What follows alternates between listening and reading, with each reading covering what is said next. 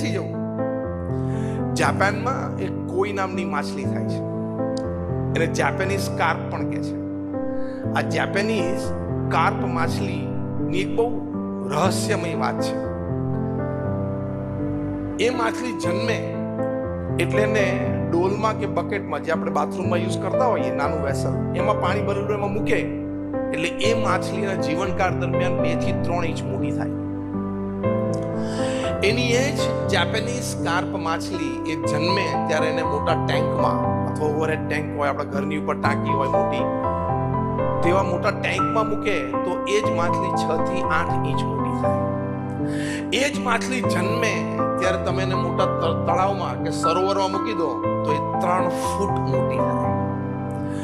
Same DNA, same jeans, એની સાઇઝમાં આટલો બધો ફેર છે. કેમ? વર્ષો સુધી રિસર્ચ પછી બાયોલોજિસ્ટે કીધું કે પહેલી વાર તરે અને દિવાલો જોવે એટલે પોતાની મર્યાદાઓ સ્વીકારી લે છે કે મારી માટે તરવા માટેનો આટલું જ ક્ષેત્રફળ છે, એટલે એનો વિકાસ એટલો જ થાય છે.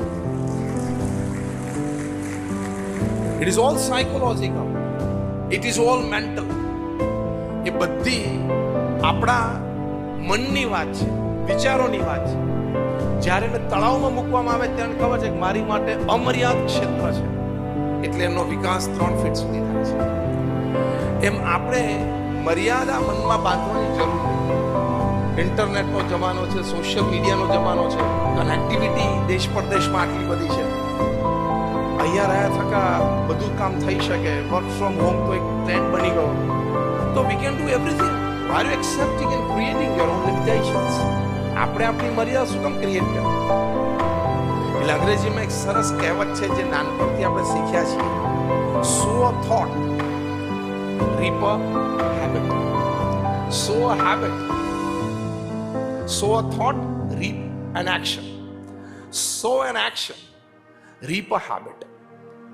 Sow a habit, reap a character. Sow a character, reap a destiny. તમે જેવા વિચાર કરશો ને એવી ક્રિયા થશે. જેવી ક્રિયાઓ થવા મળશે ને તમારી આદત બનશે. આદતો પ્રમાણે તમે ચાલતા જશો ને એટલે તમારું ભાગ્ય ઘડાશે અને તમારું ચારિત્ર ઘડાશે, અને ચારિત્ર ઘડાશે એ પ્રમાણે તમારું પ્રારબ્ધ અને ભવિષ્ય નક્કી થશે.